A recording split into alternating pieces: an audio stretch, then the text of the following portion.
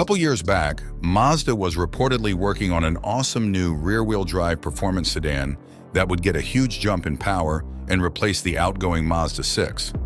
That project was purportedly put on ice for North America, with Mazda executives ruling out the proposed car.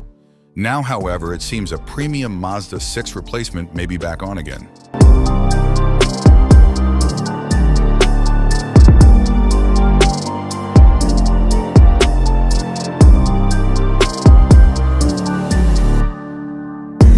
Best Car Web has Mazda giving the new sedan the same engine lineup as the CX-90. Buyers would be able to choose, in America at least, between a smooth 3.3-liter inline-six gas engine that puts out 341 horsepower and 369 pound-feet of torque, and a 2.5-liter plug-in hybrid with 323 horsepower and 369 pound-feet.